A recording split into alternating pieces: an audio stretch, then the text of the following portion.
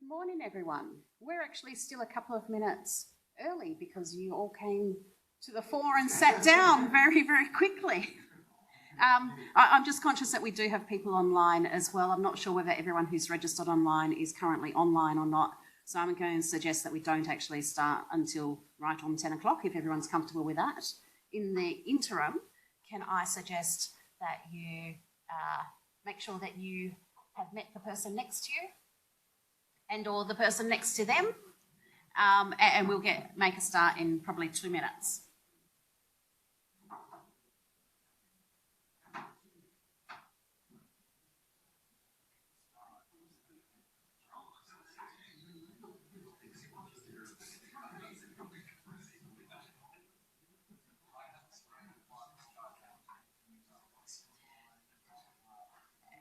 And just as we're finalising preparations, can I just get a thumbs up from people online that they can also hear me okay?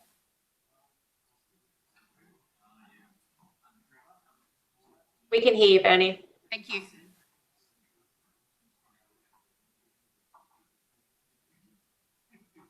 Colin, to you too.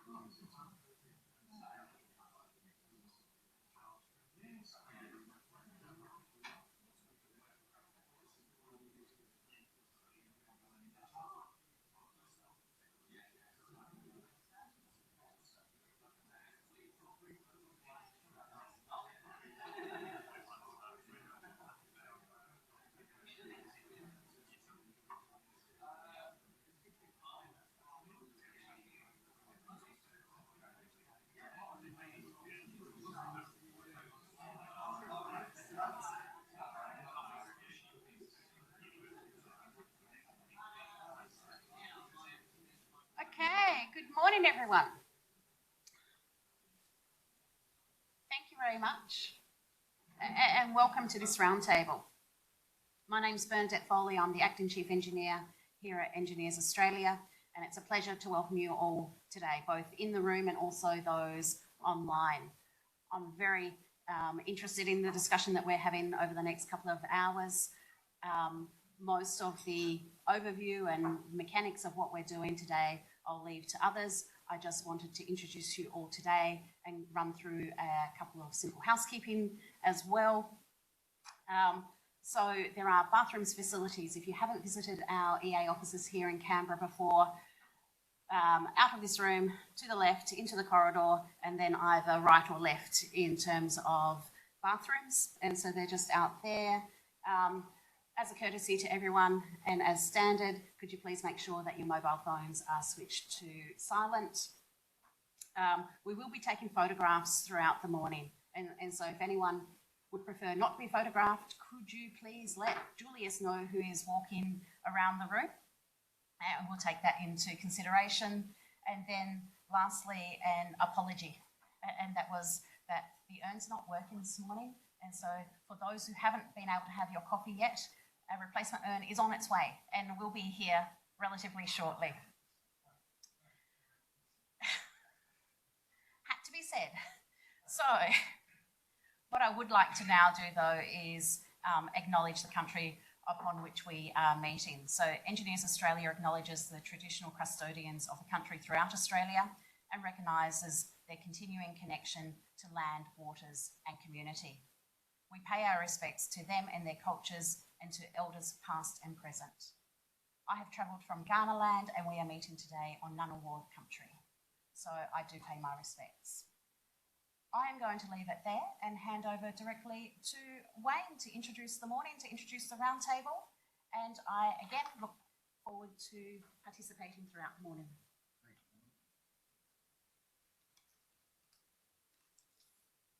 Good morning, everybody. My name's Wayne Fitzsimmons. I'm chairman of the Pearcey Foundation, and I've come a long way from Melbourne to be here, share with you lovely people in ACT. Many thanks to Engineers Australia for hosting this, and really appreciate it, because we happen to think this is a serious national issue about climate change. So a little bit about Pearcey Foundation.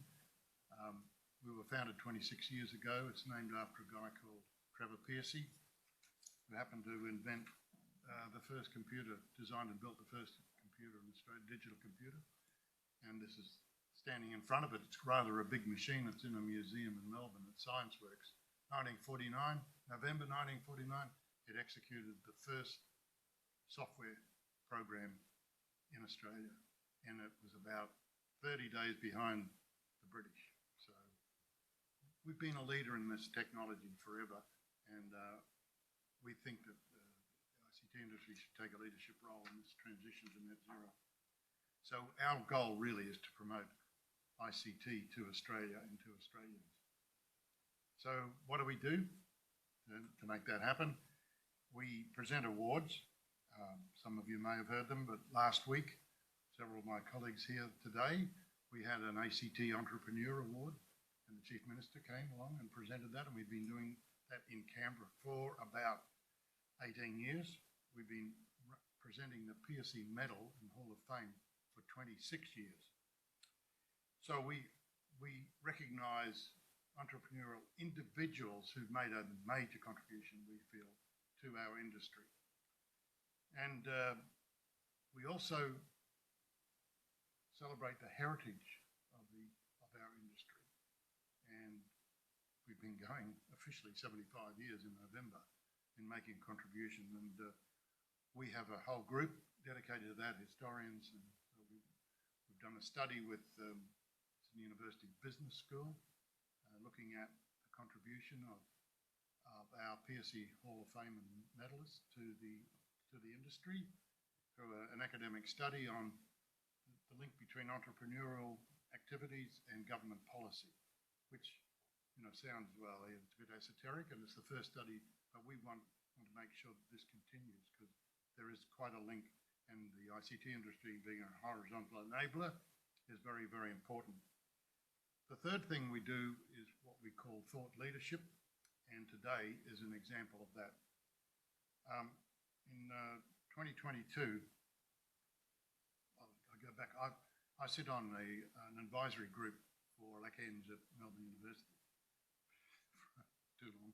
And I'm an electric engineer from Queensland. And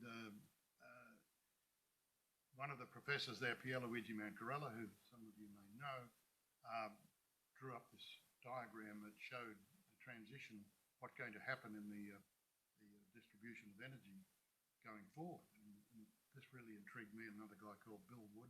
And anyway, we got thinking about this, we tried to put a few things together, and then I met Ian. Well, I mean, I've known Ian for a long time, but we got talking about it.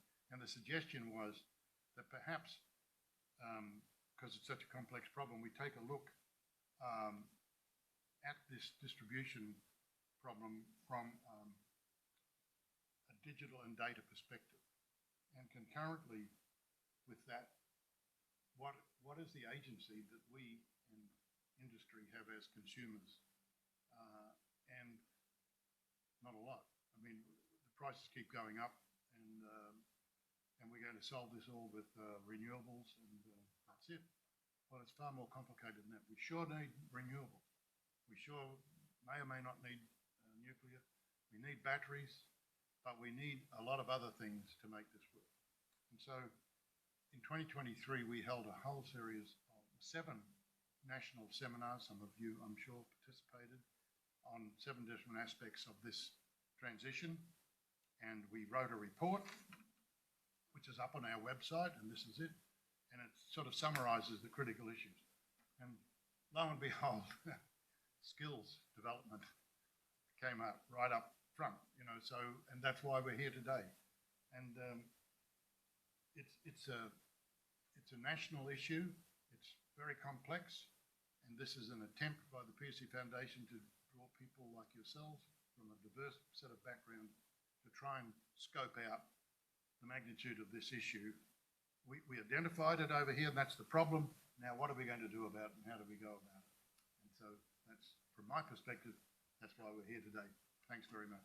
I'll pass over to the Chairman of Australia 4, Dr. Ian Opperman.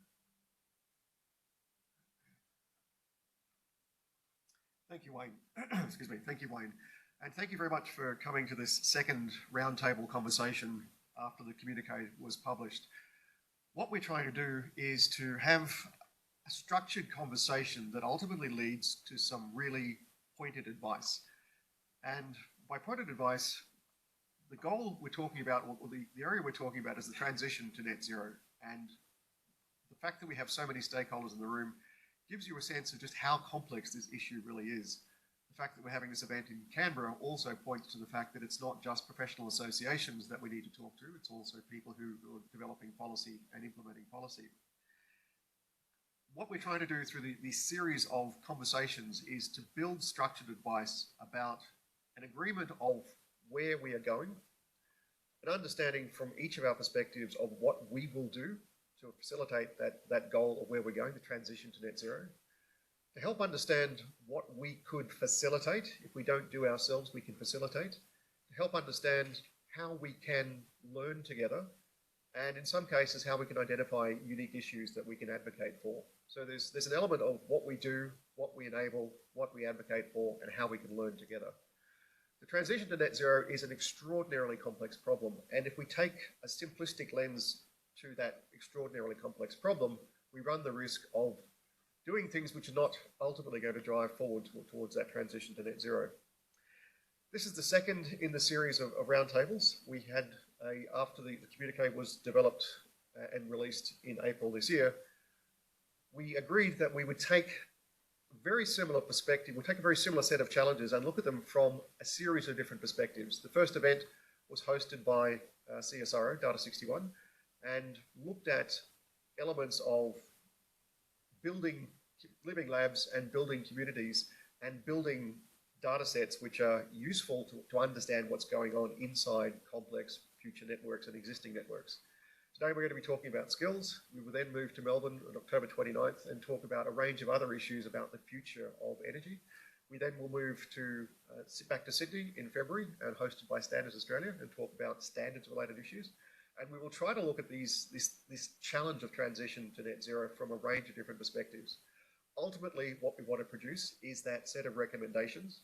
Ultimately, we want to have a better agreement as to what the problems actually are which underpin that transition to net zero. And ultimately, each and every one of us hopefully develop a better sense of what we do, what we enable, what we advocate for, and how we learn with each other. Now, today is a perspective from Engineers Australia, and that's the first half of the session. The second half is our roundtable, where we have people sitting around the roundtable who hopefully will bring their own unique perspective to the challenges that we're looking at. We have Slido available for people to lodge some questions. But before we kick off with the Engineers Australia folks, I might very quickly run around our roundtable participants, and if you could very, very, very quickly, just your name and which association you're representing.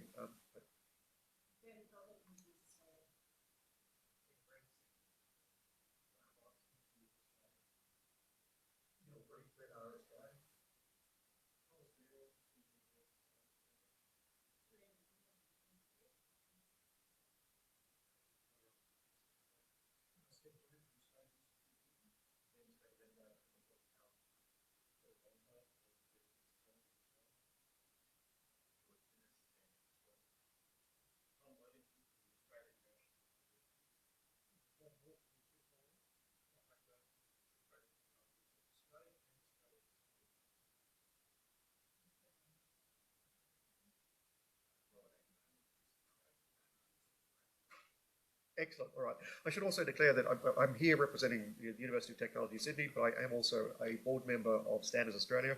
I'm also a board member and incoming Vice President of the International Electrotechnical Commission, and formerly Chief Data Scientist for New South Wales. So I have a particular data and standards bent to my own personal interest. Without further ado, we might ask the Engineers Australia folks to kick us off and run through a series of perspectives. So, Peter, over to you.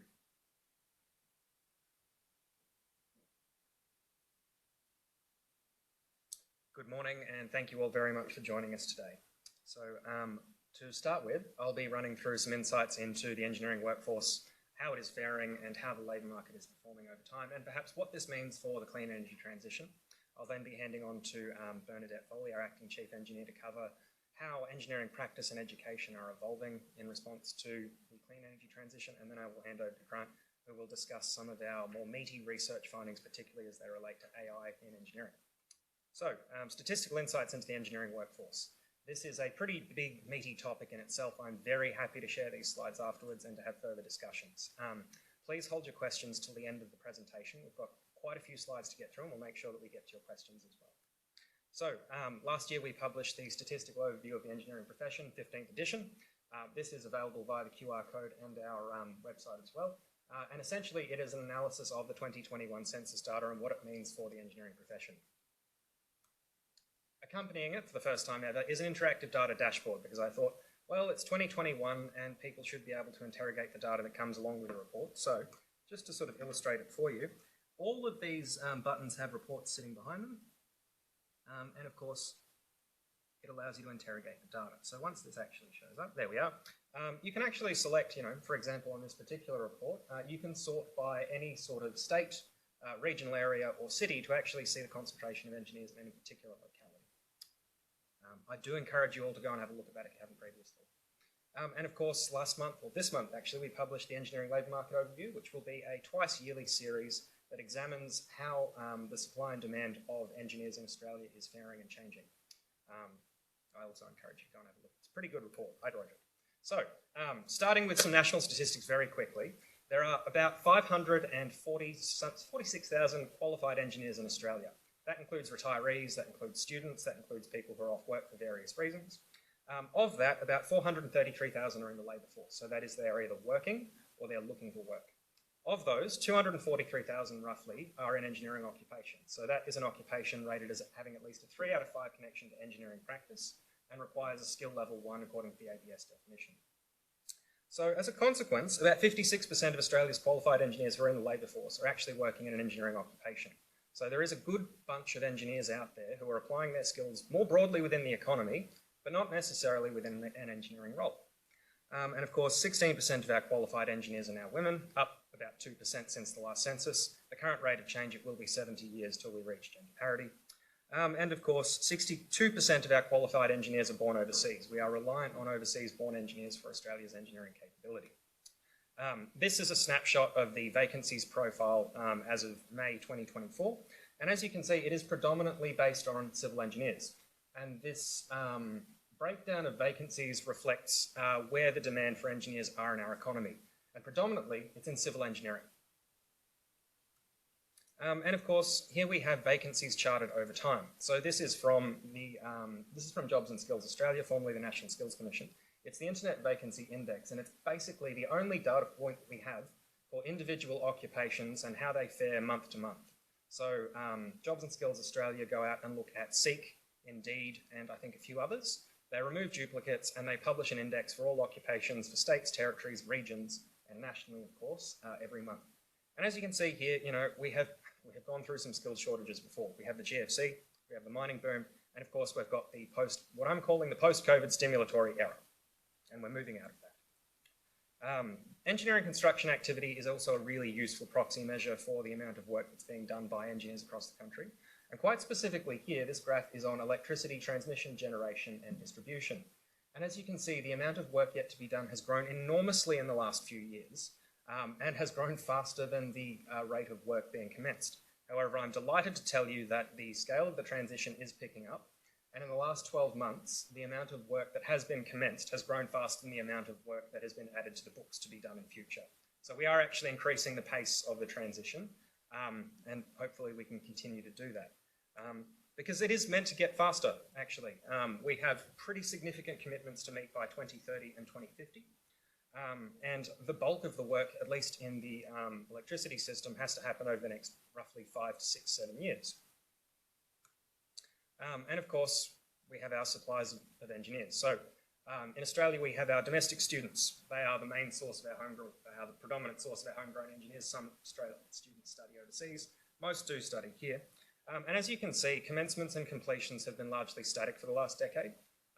And it takes, the median for an engineering student to complete a program is 5.5 years. So there are constraints in the pipeline. It's not like you can just turn on the tap and here come your experienced electrical engineers. There are constraints. Supply number 2, of course, as I mentioned earlier, is our overseas-born engineers. They come here through the skilled humanitarian or partner migration programs, and they also come here as international students too. And as we can see from this graph, there was a pretty significant impact of the border closure. So the amount of temporary migrants dropped for the entire time because they continued departing when their visas ended and didn't get renewed. And at the same time, permanent migration was slowed considerably as well. In the last 12 months, actually the last 24 months, that situation is completely reversed, and we now have migration levels that exceed the pre-pandemic level. So that source of supply is available again, and given the ongoing pace of the transition, it will be an increasingly important one, particularly over the short term. And as I mentioned before, international students are also an important source of supply. We know at least 16% of them stay long term. It could be more because we know that engineering is viewed favourably for migration purposes. But there has been a huge impact from the pandemic, as you can see there. Commencements and completions are both down, and that trend will continue because it takes time to complete an engineering degree. And of course, we have the factors influencing supply and demand dynamics more broadly. I'm not going to touch on all of these here, but essentially it is, as well as the energy transition itself being a complex system, the dynamics of the engineering workforce are also complex. Vacancies can peak 50% in 18 months, and they can also reduce just as quickly, which is faster than our education system can respond, and indeed possibly faster than our migration system can respond. We have declining complexity in the economy. That's a comparative measure. In the last 25 years, we have dropped from 52nd to 93rd in terms of relative complexity, and that also has an influence on the kinds of work that engineers do, and the demand for different kinds of engineers as well, obviously. We have predominantly population-driven growth in the demand for engineers, and which is why civil engineers feature so prominently. Of course, manufacturing as a share of the Australian economy has declined. There are steps and policies in place to reverse that situation, but that takes time. Public sector work is largely outsourced. At one point in 2014, 90% of the engineering work in this country was being performed by the private sector. So for both public and private sectors. And of course, we've got the offshoring of engineering work, which was a prominent feature for the last decade to about 2022. We aren't super sure as to the extent of it, so we're not sure if it's, is it 5% of all engineering work? Is it 20%? It needs further research, but in any event, for the last decade predominantly, we have been a net importer of engineering services. And very finally, there are high costs in the Australian economy, as you all well know, and I'm not going to elaborate on them here. But that also plays a role in the availability of the workforce. And with that, I will hand over to Bernie Foley to speak a bit about how education and practice are changing in response. Thank you, Peter. And again, it's a pleasure being here. My background, I started off in industry as a civil engineer, mainly water resource management, sustainability. But I moved into academia and moved into engineering education. So before coming to Engineers Australia, engineering education, working with Australian Council of Engineering Deans, working with universities was part of my bread and butter. So this is very personal to me in terms of the skills, in terms of what we can do, and in terms of not only what we need from an engineering education perspective, from a clean energy net zero perspective, but how our education system can support all of the complex problems that we have.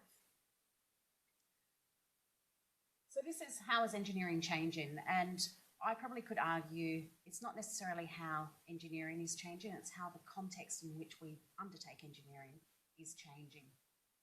We know that there's greater diversity in engineering work. Technical expertise will always be there, but it's not sufficient in its own right. Ian mentioned that we are talking about a huge complex problem, and if we look at it too simply, well, then we won't be able to achieve what we need to. We know, and again, from an energy transition perspective, systems and systems of systems become more complex. As an engineering student or a student engineer, it's actually relatively hard to get that contextual information in your head as a 19, 18, 20-year-old in relation to the work that you're studying. How is that going to impact you down the track? We know engineering practice increasingly from a collaboration perspective, social license perspective. All of this has been known for a number of years. And yet we've still got engineering programs, we've still got academics. I know there are a number of you here from the university sector as well. How does this all feed together? How do we work from an engineering education perspective to pull the different parts of the puzzle together and actually look at the outcomes that we need, look at the qualities, the capabilities, the competencies that we need of our engineering graduates? Back in 2019, and that probably sounds like it was a while ago, in actual fact it actually started in 2017 because I started to be involved in this project when I was still within academia through the Australian Council of Engineering Deans. The Australian Council of Engineering Deans did a very large project in relation to what is actually required of the graduates. 2035 was targeted, and the reason why 2035 was targeted was that a number of the individuals who sat on that steering committee at the time had grandchildren. Their grandchildren were about 5 years old at the time, and so we were looking at from the perspective that, yes, grandchildren, in 2035 is when they'd probably graduate from an engineering program if they chose to do engineering. So even back then though, and when 3, 4, 5 years ago, more complexity, multidisciplinary teams, greater public accountability and social engagement. And that is a key change in the conversations that we're having now in relation to graduates. Privilege in life cycle and sustainability considerations. So it's not just the here and now, it's actually looking at that longer term picture, and also globalised enterprise. Australia is an island, but we don't live in isolation. Climate is an issue regardless of where you are on the planet.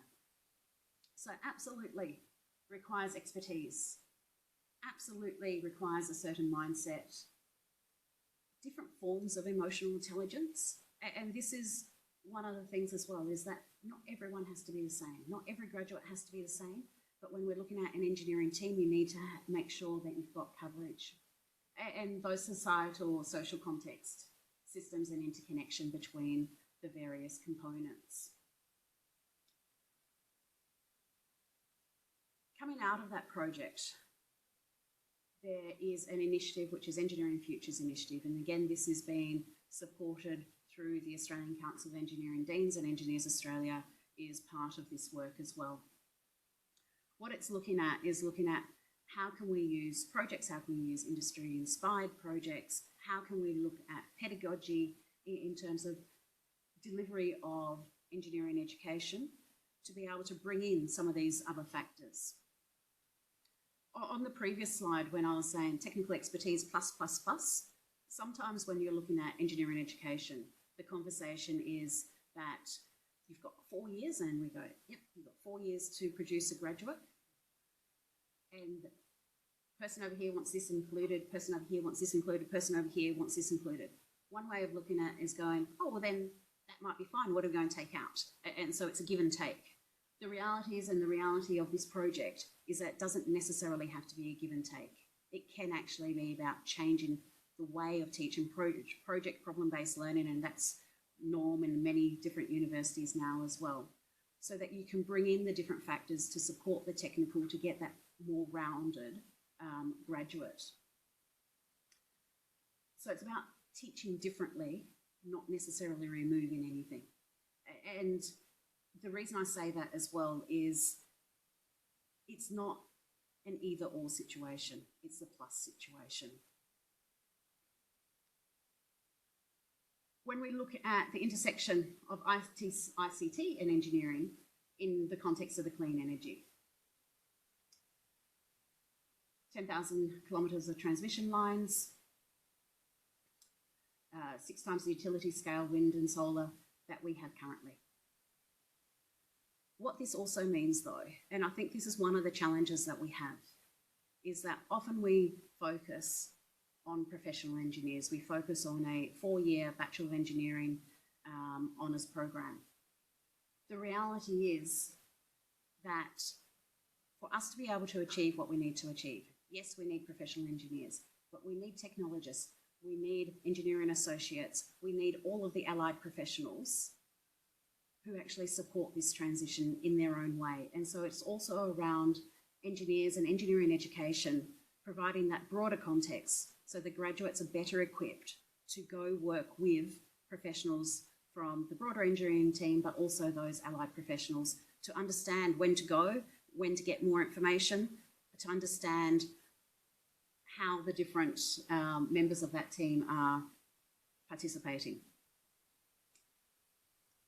We do. Engineers Australia accredits engineering programs in Australia.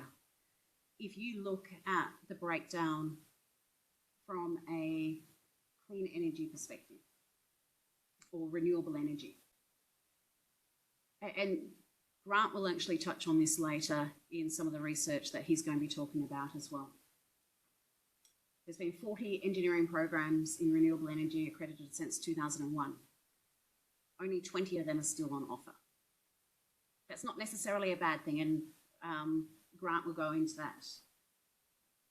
Of those 20, 19 are professional engineers, engineering programs, and 8 of those are at the master's level. So in the Australian education landscape, we've got bachelor degrees and we've also got masters. Both of them are considered entry to practice programs. There are also other master's programs which are considered extension masters that we don't accredit, but are still absolutely valid. They just don't meet the, they're not designed as an entry program. And you can see here as well is associate degrees and technologists. So Dublin Accord, Sydney Accord is what they relate to from an international perspective. There's basically none. And so it's a matter of part of the context, part of the consideration. One of the questions that we need to consider is how do we address the broader engineering team to get the overall skills in terms of what's actually required. I wanted to touch on AI in engineering education from a pedagogy or the education side. And really just to flag that absolutely AI is changing how education is delivered. And TEXA, which is the governing body for higher ed in Australia, they've actually been doing a lot of work. They've been doing a lot of work to understand, and so have all the universities, in relation to opportunities, constraints, impact on integrity. And so this is one aspect that TEXA are really looking at the moment. We know that it's here to stay. It is absolutely valuable, but at the same time, it doesn't mean that you don't need engineering education. And all of you are more than aware of some of the challenges and some of the opportunities which it presents. I'm going to leave it there. They were intended just to be thought starters. Again, very much looking forward to the conversation, and I'll hand over to Grant Watt. G'day everyone. So that's a beautiful segue into a couple of bits of research that we've been working on. The first of those, just before I start, I should say that the methodology for this research followed the kind of classic desktop research, qualitative surveys, interviews, quantitative survey, and we included case studies in both. And for the AI research, the first was with Ergo.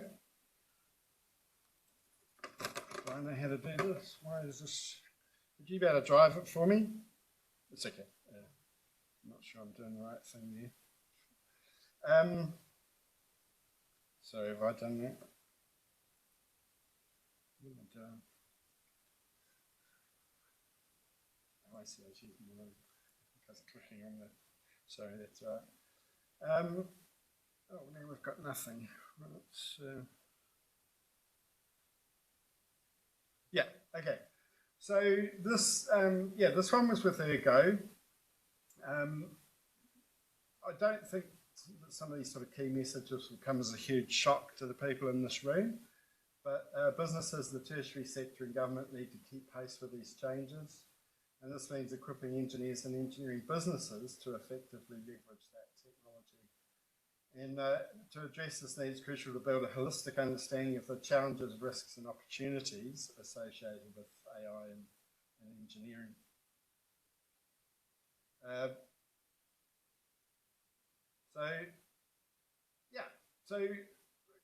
What we found was that EA members perceived Gen AI as the sort of major change. Some of the kind of bespoke AI programs are well accepted and well known, but the sort of main, what there we're referring to as traditional AI or narrow AI. But we do have some good case studies in the research if you wanted to look at ways that that is being used. But yeah, the big change is seen as Gen AI, and just that the challenge to keep pace with those changes and ensuring that engineers can effectively leverage those advancements, while at the same time safeguarding against the risks. What we found, particularly in the qualitative research, was that just demystifying Gen AI is really important.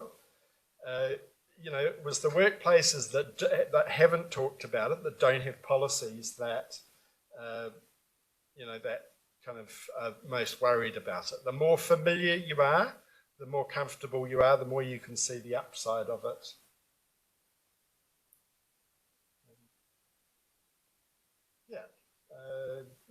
Policies, guidance. So if you don't have those in your workplace, it's likely that people might be using Gen AI and not declaring it.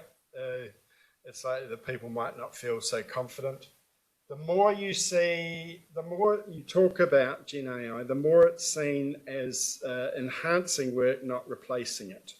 So if you haven't discussed it in your workplace, it's more threatening to people. And here you go. This is just the full report will be released later in the year, and we'll make that available to all of you, of course. But here goes some key statistics. I thought this was possibly some of the more interesting results from the research. So 72% of EA members agree Gen AI will increase productivity in engineering. I actually was surprised that that wasn't higher.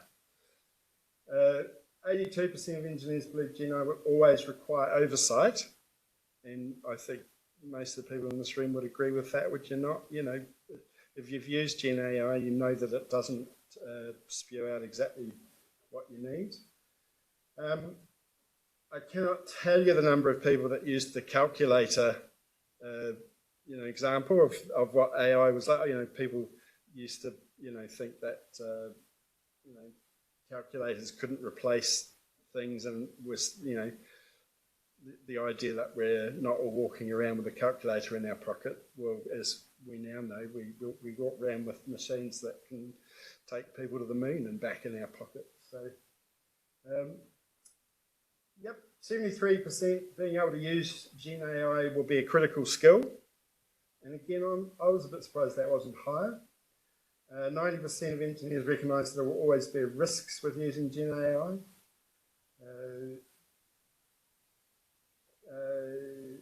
So engineering students are already using Gen AI, and 74% compared to 43% in the workplace.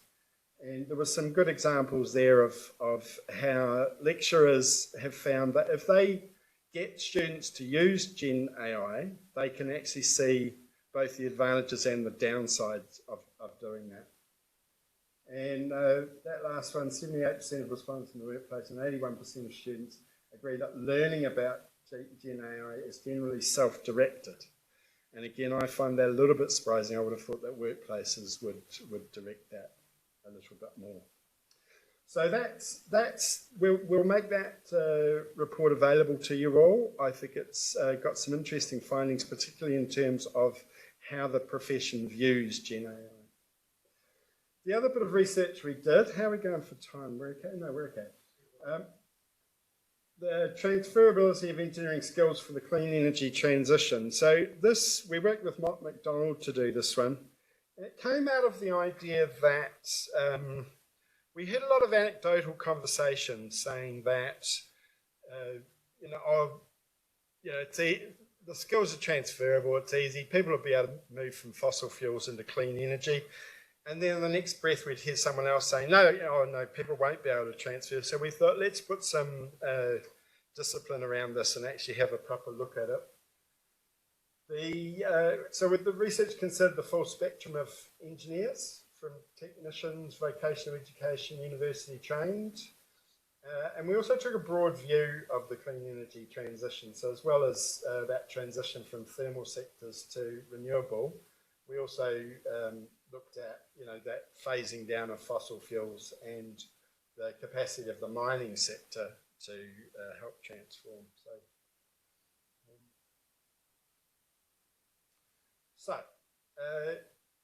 Again, I don't think it would be a shock to anyone in this room. We actually found, we were pleasantly surprised at how transferable the skills were. A lot of roles will transfer quite well. There are others though that are going to need more support to do it.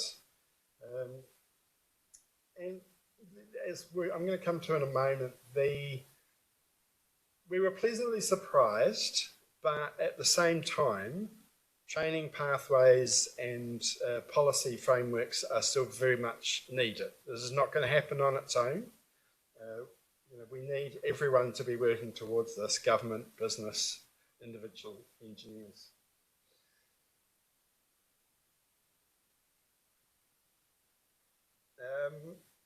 So that little infographic on the left there is something that we used to guide some of these conversations. We found that there were 5 main areas of findings. So, again, not a shocking finding, I would have thought. Engineers possess transferable knowledge, skills, mindsets, and capabilities. What I thought was interesting about this one, though, was that it was interesting just how keen employers were to consider these kind of issues. In many ways, a willingness to learn, a kind of growth mindset was actually really important. I mean, as Bernie mentioned before, the depth of technical knowledge and understanding is always going to be there.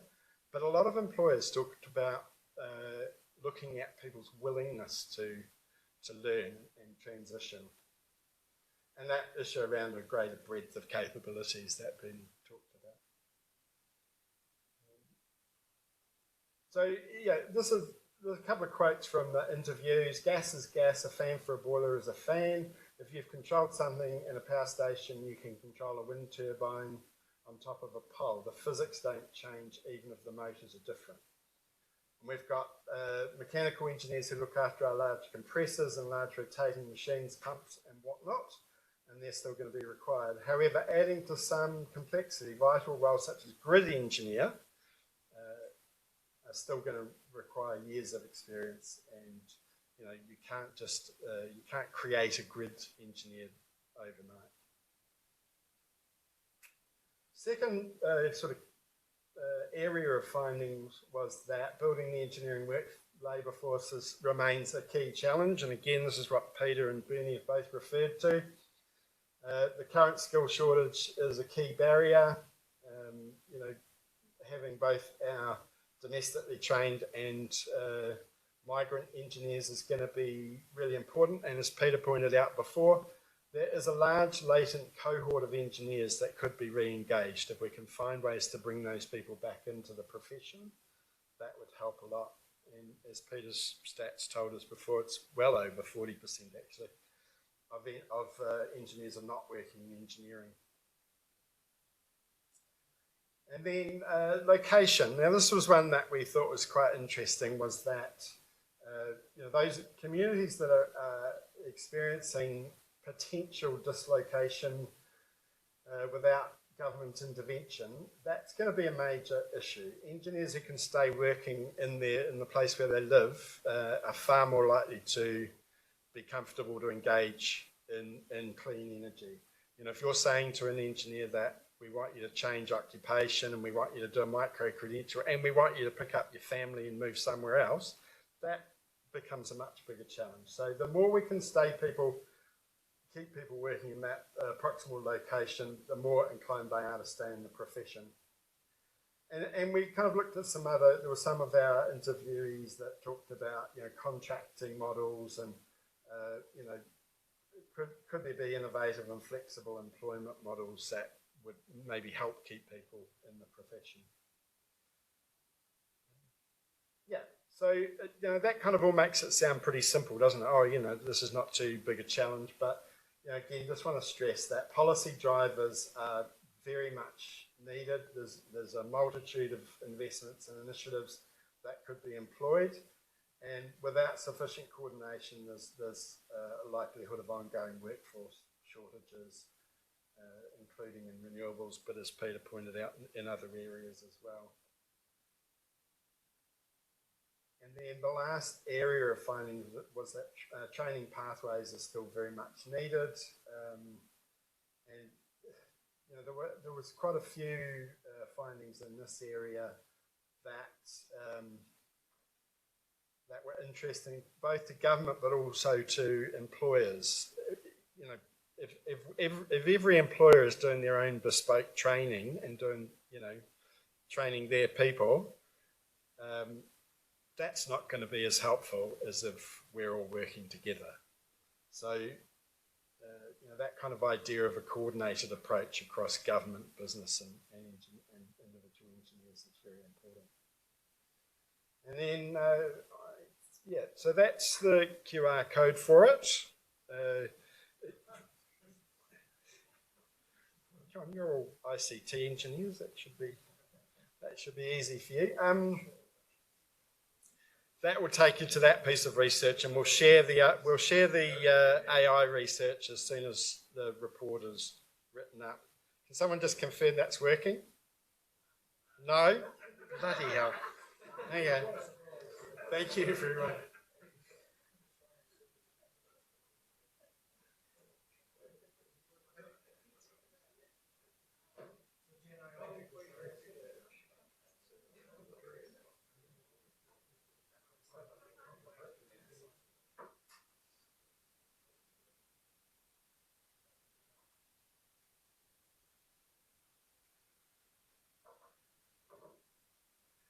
And just while you're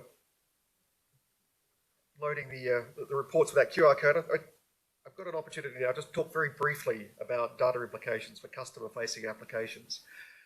And the way I'm going to do that is to talk about something seemingly unrelated to energy, and that's telecommunications, and by hopefully through analogy bring out some of the issues associated with increasing importance of understanding consumer and data in a world where we're looking to increasingly make things smart and make things multi-directional. For a very long time, I've been involved in the development of mobile communications. I was involved in the development of 3G and 4G, not a lot of 5G, but 6G, and I actually was the chair of the scientific advisory group for the 6G flagship program as it was developed in Finland back in 2018. I stayed in that role until 2023. And with a group of people talking about the idea of connecting anyone, anywhere, anytime, there is this increasing challenge of the pervasiveness of mobile communications and being able to get relatively low energy systems to every corner of every possible user in every possible environment, whether it be a factory or a smart home. And one of the researchers talked about this brilliant idea of zero energy transponders, where it could literally be woven into fabric and would sit there consuming exactly zero energy until you activated it. And once activated, it could then start to transmit and then participate in communications. But that meant that you could do some really interesting things. You could literally weave a transponder into a shirt or into wallpaper or plaster on the outside of a building. And in order to get relatively low energy from one part of the network to another, you could potentially hop through people's shirts. And so individuals would form part of the network. And I said, have you thought about, this is a brilliant engineering idea, have you thought about issues of privacy and consent? Do you consent by signing up to your Optus, Telstra, TPG? Would you actually consent to being part of the network? Would you consent that your shirt becomes a hop in the network to give a signal or connectivity to someone else, let alone yourself? And if the outside of your building was in fact now made of a meta material which could act as a transponder, do you consent for your building to be part of the supply of connectivity in a network? And the researchers honestly hadn't thought about it. They really, really hadn't considered anything beyond the engineering challenge. When we talk about transition to net zero, we are talking about use of multi-directional energy flow. We're talking about multiple different sources, and we talk about increasingly smart homes and smart environments and smart cities and smart communities. And of course, that makes a great deal of sense. If you can match supply with demand in a much more reliable way, if you can predict what's available and offset your demand, then increasingly the relative unreliability of individual renewable energy sources can be optimized, evened out, and can be better matched. But it does require a great deal of specificity in understanding how energy is being used and the sorts of things that you would need to know and understand. Very simple examples: in a smart home, you walk into the room, the lights turn on, you walk out, the lights turn off. And that makes good sense because you can save a lot of energy associated with lighting. But of course, somewhere, someone is able to measure the fact that you're in that room, and possibly that there's someone else in the house as well, because lights are turning in other parts of the house. So suddenly you're revealing information about where you are, when you are, and possibly who else, or the fact that there is someone else in the environment that you're in. And of course, at a household level, that may represent a real saving, but at a suburb level, that could actually be really quite significant and could really help with that understanding of demand and also matching demand with supply. Increasingly, the elements of your house might be connected in a smart house environment, a connected Internet of Things type house where your toaster talks to your refrigerator. And that was a classic example from years ago when we first started talking about Internet of Things. And of course, you wonder, what on earth would a toaster and a refrigerator talk about? Do you want toast? Fridge says, of course, I'm a fridge. I don't eat toast. And that would get a little monotonous after a while. But of course, what the refrigerator and the toaster could do is have a better sense of the available supply and projected supply, and actually delay turning on the toaster or delay turning on the refrigerator by a few seconds or even a few minutes in order to better match supply and demand. But again, there's an issue around what's being communicated around how the house is being used, what sort of objects are in the house, and the people's interaction with that house. It also potentially creates a cybersecurity challenge if this information is being relayed back to the rest of the network to match supply and demand. Again, at a household level, that's really quite specific, but at a suburb level or a regional level, that could really be quite a powerful way of connecting the supply and demand. But the fact that these sorts of concepts reveal information about, again, where you are, when you are, potentially what you're doing, means that the issues of privacy, consent, and cybersecurity are really important elements when we think about a smart network. And some of these can potentially be solved, of course, by people just consenting to that information about consumption and demand and patterns of life being part of the process of being connected to a smart grid. But if, like those engineers thinking about 6G and only thinking about the engineering challenges and solving the technical challenges, don't wrap in the issues of consent and, in fact, really what consent means in a situation like that, and think about the implications of being able to know with fairly fine-grained detail aspects of where you are, when you are, and therefore revealing information about your pattern of life, then we do run the risk of either relative uptake being limited by people who have concerns about people knowing more about them than they expected to be able to know, or we have issues around the challenges to living in a society which ultimately has greater awareness of what it is that you're doing, the potential backlash associated with that. So I thought, given where we are and given the skills that we're talking about, and the challenges for a future skilled workforce, it's important to understand that as networks become smarter and smarter, and as greater temporal, spatial, and household level specificity is being contemplated, it's important for us to think about the data and digital elements as opposed to just the engineering elements, and to consider the implications that we're starting to see in uses of AI, uses of many digital services, also being included in that conversation around skills, around privacy, around consent, and actually what it means to build frameworks for data sharing and use that don't inadvertently reveal information or allow a appropriate controls to be put in place for uses of those data and data products. Good-o. So that slot was just there in case we had a little bit of extra time. So we've managed to do that. So thank you very much to our colleagues at Engineers Australia for having such a wonderful introduction to the issue of skills. What we're going to do now is get back to the job that we have at hand. As mentioned, what we're going to try and do is tackle similar issues from multiple different perspectives in the attempt to try and develop some recommendations for how we tackle the transition to net zero. And so what we're going to do, we've got some folks that we're going to ask us to kick off the conversation, specifically focused on future skills needs for that grid transition, upgrading engineering training, and it was a really interesting point. Everybody's been there thinking about what an engineering curriculum looks like and thinking about, well, you need to know about this, you need to know about this new thing that's coming, what are we going to drop out? And that eternal tussle that takes place amongst the curriculum development process. But also the impact of emerging technologies on training delivery. And we're going to start with Terry. And Terry, if you can speak to some of those, or in fact other issues that you think are relevant, if you could give us just a 5-minute piece, and then we'll move then to Robin and then to Steve. So please, Terry. And normally there'd be thunderous applause as people change, moving up the podium. Just imagine that that's going on, this mental thunderous applause.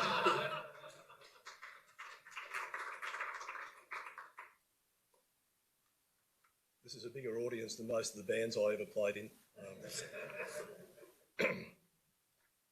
Right, I'm not going to talk very much directly about AI because from an engineering perspective and a student of all of this, I see it as a tool, and it's a transformative tool certainly, but in some ways it's part of an ongoing automation process that in my industry has been going on since the late 1880s. By way of introduction, yes, I'll confess I'm a grid engineer. We want to sort of, we need lots of them and quickly. And another confession, I was actually the commissioning engineer for the first grid-connected solar array in the Southern Hemisphere in about 1992, and ever since then my career has been a series of interesting excursions. So, grid engineers sometimes specialise in one or more technical specialities, but these days almost all of them require the ability to do complex modelling, and increasingly they're relying on big data to do that. So you can see sort of various pathways for ICT support opening up even further than has penetrated further into the grid engineering area. So I would say as an overall sense, and I think this is alluded to in the reading notes for this meeting, while the electricity industry in Australia and elsewhere needs digitally literate professional engineers, and lots of them, and quickly, soon, please. It would also help if we had electricity literate ICT professionals. And the enabling mechanism for those skills to be brought to bear on problem solving consists of organisations in our industry not having an engineering department on one side of the business and an ICT department on the other side of the business under a corporate framework that serves to prevent people working together in teams to solve problems. Because all of these skills are multidisciplinary in nature, and the grid engineering part of it is critical, so is the ICT part of it. And just to give you some sort of flavour of what I'm seeing in things like doctoral theses in universities in power engineering, and even undergraduate theses and things like that, looking at a cross-section of those, a very large proportion of them involve the application of advanced numerical techniques. Okay, no surprises there. But looking at them over time, some of them are actually resembling actuarial studies, which gives me some real thought about where the science of power engineering is actually headed and what analytical techniques are used to do that. And if you think about large systems and large populations of users and large portfolios of assets and things like that, there is no choice but to use these techniques to resolve problems. But grid engineers don't have all the resources at their disposal to be able to do that, and we need ICT people to come in and build tools to allow us to work on those problems. Now, in a couple of these sessions, I've copped a bit of flack about some grid engineers being backwards looking and not very progressive and so forth, and maybe that's true some of the time. But artificial intelligence and its precursors are not news to energy practitioners and grid engineers. And I mean, for example, for at least two decades, power engineers have used neural networks, machine learning and fuzzy logic to predict energy consumption patterns on a daily, longer term and spatial basis. And these are essential tools. And as sort of these techniques are merging into the AI space and additional things like generative AI are becoming available, it increases the power of the analysis that can be performed, which is all very good. And it wasn't all about market predictions for the retail sector. It was actually proper engineering stuff. And bear in mind that sort of increasingly we're also modelling electricity networks geospatially. And there's a lot of data that goes with that. Artificial intelligence can assist us in predictive modelling of what can happen, even things like the impacts of weather patterns on the grid over a 24-hour period, which leads to decisions like we'd better keep that depot open and keep the people on standby. In the past, it was all done by the seat of the pants, looking at the radar and sort of saying, well, yes, but now we can actually automate a lot of those processes. And just to mention the customer-facing part of this, some of the most interesting stuff that's being done in a couple of organisations in Australia and certainly in the UK is using the geospatial data present in the geographic information systems, the system model that resides in another part of the business, bringing those data sets together in such a way as to be able to predict the hosting capacity of the distribution network for a customer application for connection of a solar array. Now, if you want to do all of that stuff properly, it's about a week's analysis for an engineer. It's tedious as anything. And you know, obviously the response time for a customer inquiry is going to just grow exponentially as the number of inquiries increases. A couple of businesses in the UK have managed to automate that process to the extent where they're comfortable with the outcome without any intervention from a human being, delivering a response back to the customer within an hour in an automated system. It tells them, yes, there is sufficient hosting capacity in the grid for your solar array. We may need to impose operating restrictions if additional arrays are connected to that part of the distribution network, all of which is helped by generative AI. So it's quite an interesting development, a customer-facing process. So we can look at, and I think Grant alluded to this a little bit, we can look at the national skills structure and Engineers Australia's participation in the process that establishes that. But really, I mean, it exposes a very small tip of a very large iceberg when it comes down to identifying extra skills that are needed to deliver an energy transition. So it's fine, it gives us a box to live in. We can sort of see that the size of the box is growing, but we're not quite sure what's inside it. So it's up to people, like the people in this room, to identify what's inside the box, what skills are necessary to deliver the transition, and do it in such a way that we develop skills structures that don't prevent different professions and different disciplines within professions from actually working together to solve problems jointly.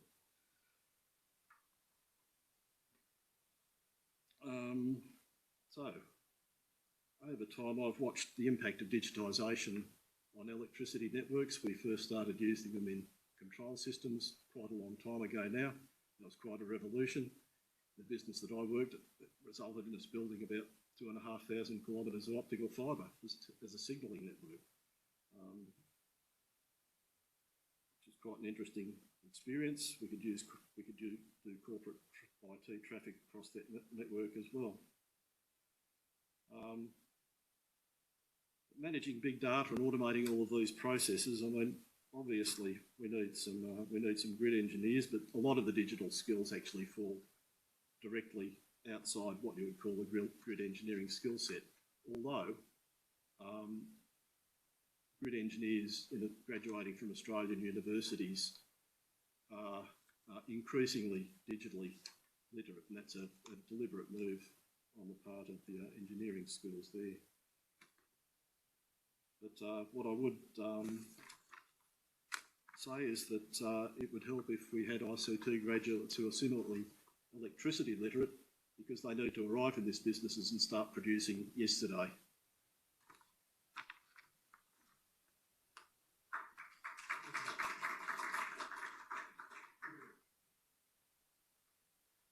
That's a really interesting opening statement.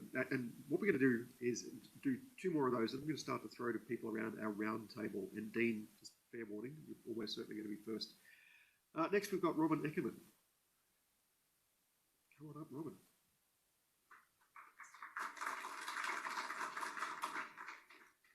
It's a surprise to me that I'm on that slide and expected to talk, so you'll get a random set of thoughts. My background is telecommunications. I led the creation of Transact, so I tend to come to things slightly more from ICT telecommunications background.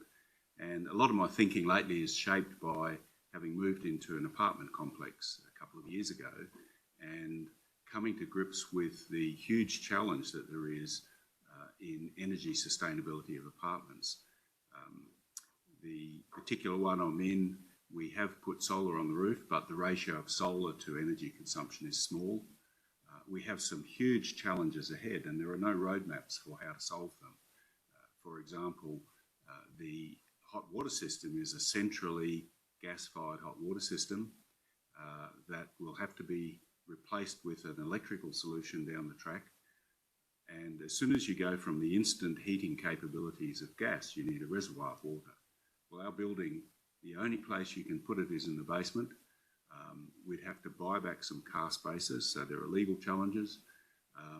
We'd have to plumb it into the existing circulating pipe of hot water that everybody draws from. We'd have to come up with funding it, at least $1 million problem.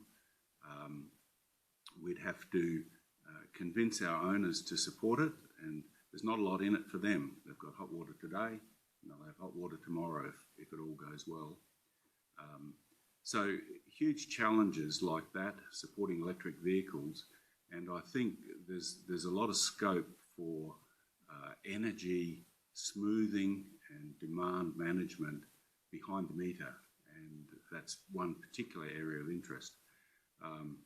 I'm now retired on life's scrap heap, and I keep myself entertained and it stops me roaming the street with a bag of onions to throw at politicians by little electronics projects. I've got one in my pocket, a little dongle I call it. My daughter calls these bench critters that I keep building for different purposes.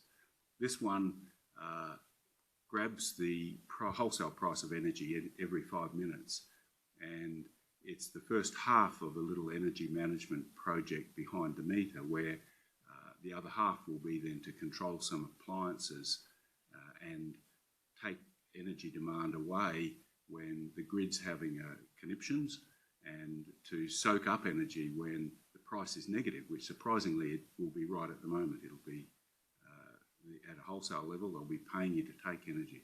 So huge potential behind the meter, huge challenges in the whole strata world.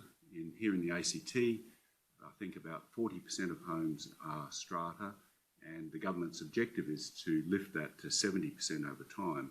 And these are like vertical suburbs built on a patch of ground which traditionally had a handful of homes, and where the grid was built to support just the supply to a handful of homes, and suddenly you've got a whole vertical suburb in just a hectare or two.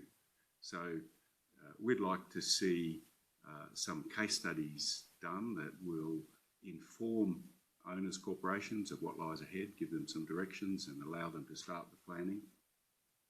A personal thing I'd like to see would be for the government to waive HECS debt on the critically needed professions, particularly medicine and engineering.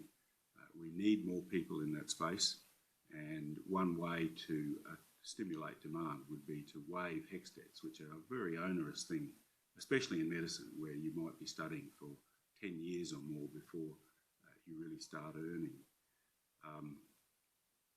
In a past life, I chaired for a little while a thing called Smart Grid Australia, which we wrapped up in 2013, mistakenly thinking mission accomplished.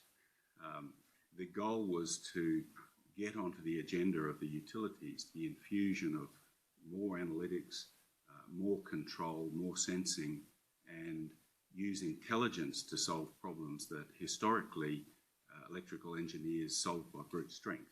Just build the grid stronger and put in bigger transformers. It was a mistake that we wrapped it up, because in the decade that's passed since then, I haven't seen a lot of progress. I'm sure there is some, but I think there's a long way to go. I'll leave it at that. Hopefully there are some thoughts there that maybe can be picked up.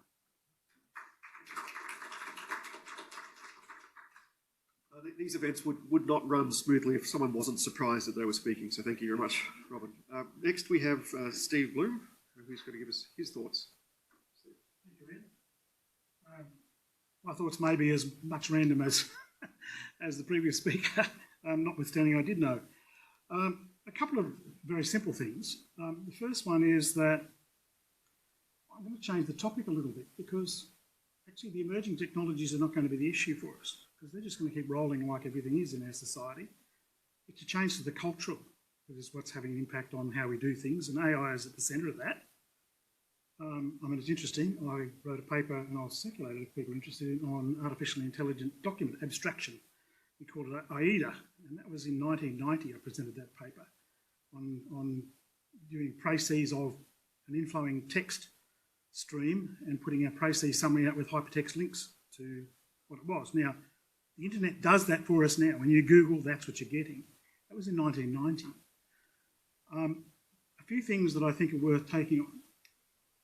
The training delivery is going to be critical, and one of the things that is critical aligns with the introduction that was given to us earlier of 16% of women being in the engineering workforce.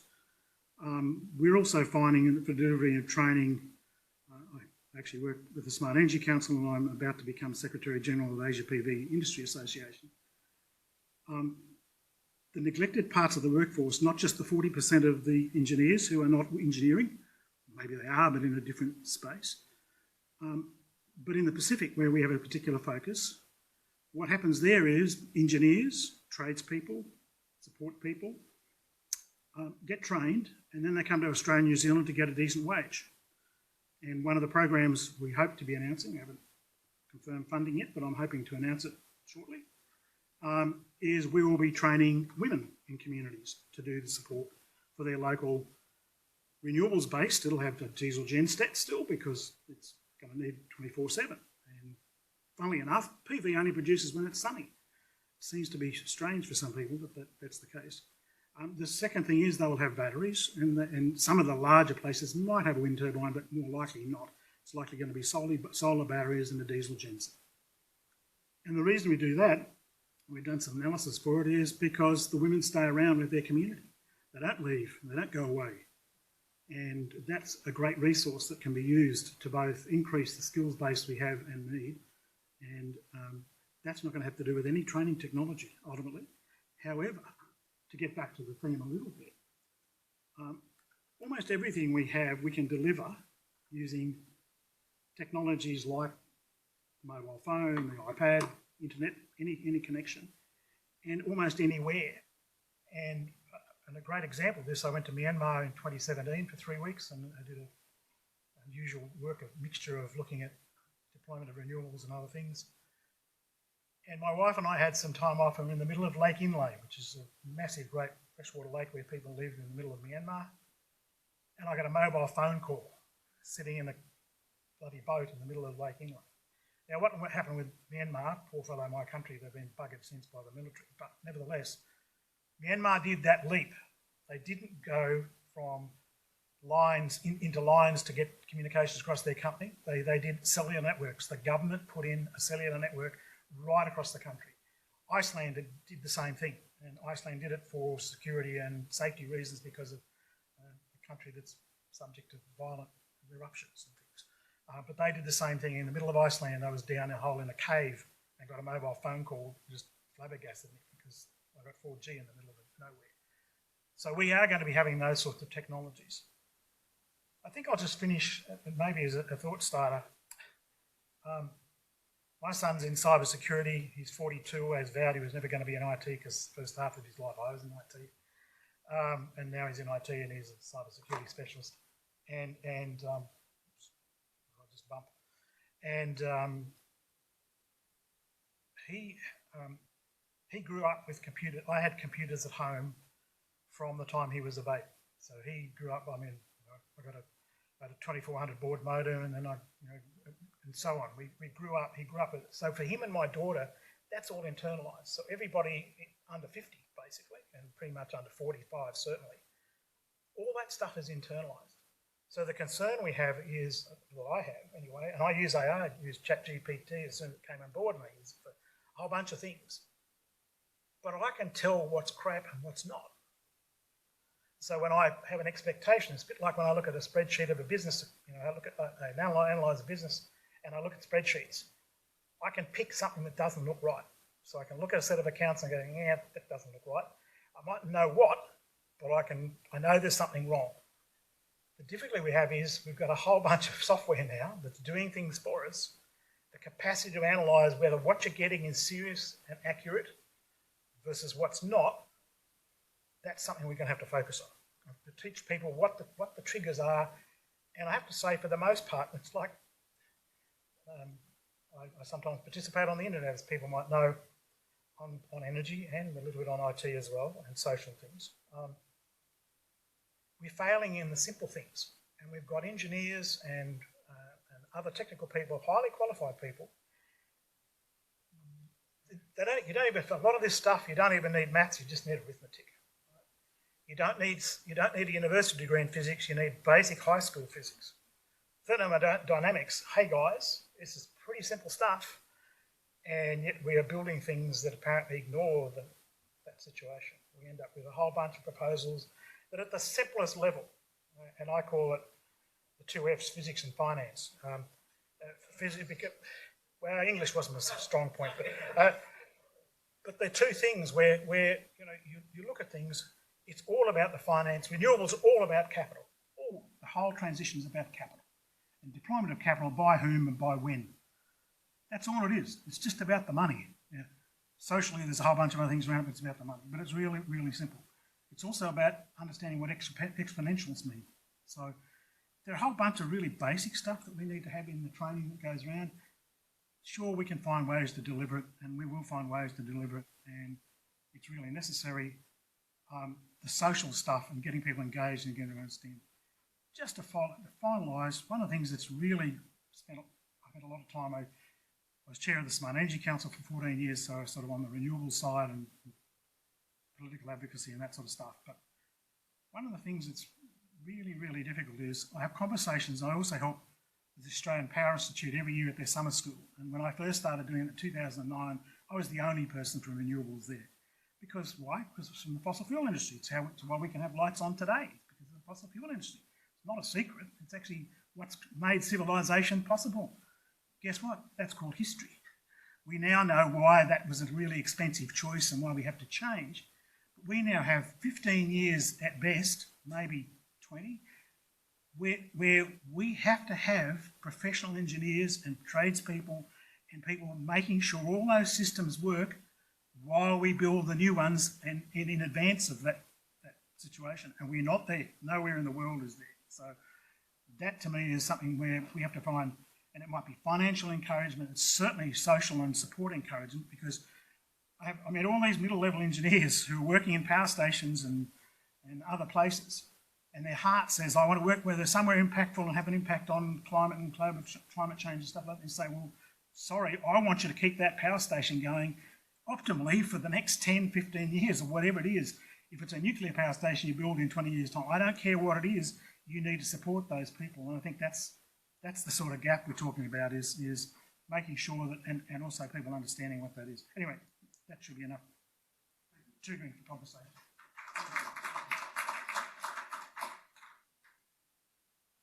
Very good, very good, very good. So we're now going to move to the roundtable conversation, and we will have a microphone which will be brought to various different folks. Dean, I've given you fair warning. I'm going to lead off with you, but let me just give you a second again, this would never work without surprises. There are quite a few really interesting things that were said there, but let me just try and offer a couple of quick reflections, give Dean some thinking time. There are, Steve just said there's a whole lot of simple things we're not getting right. And I postulated earlier that this is a very large, complex problem, but I don't think anyone denies the fact that it's a large, complex problem. But there are some issues around simple stuff. And again, part of the reason we're here in Canberra is not just because, of course, we want to make sure that we make this as national a conversation as possible, and of course, to come to where Engineers Australia has its base, but also to reflect on the fact that there's a really important policy element to everything we're talking about. And the grab for the sound bites is something that which we have seen again and again and again during this debate. Previous election, current lead up to the current election, there are a lot of people who are grabbing just the simple sound bites. And people need to understand, of course, that if the sun's not shining, you don't get anything out of a PV. But there are opportunities to have a much more nuanced debate, which I think is part of what we should be doing. Now, my framing for this has been at the start of the day, I will repeat it again and again. In your organisation, what will you do directly? What will your organisation enable others to do? What will your organisation advocate for? And that's different to lobbying, but what will you advocate for? And how can we create a network that we can learn from each other? And I think I was really, really enjoyed those three opening statements. I'm going to pass now to Dean to give some other reflections, but this is meant to be a purposeful conversation, and this is step 2 of a purposeful conversation. I predict at the end of today we will be frustrated and feel like we haven't landed on anything, but hopefully we've turned the handle another half a turn. But we're going to keep going at this. Race for 2030 is our next host, Standards Australia is our next host. We'll work our way through a series of them, and at the end of it, hopefully different groups have had an opportunity to ventilate what they will do, what they will enable, what they will advocate for, and also how we can learn from each other. That should be enough thinking time. Thank you, Ian. Okay.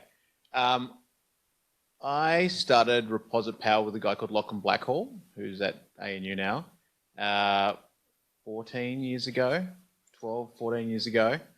And for the first 4 years, we talked about why the grid is going to be different. And the narrative was, when the grid was first created, we had perfectly reliable supply and perfectly statistical demand. And that in the intervening period and increasingly into the future, we're going to have increasingly unreliable supply and increasingly correlated demand as generators end up being applied to consumers, more and more and more of them, and as renewables supplant and eventually replace fossil. And so what you end up with is increasing uncertainty on both sides of a demand-supply equation.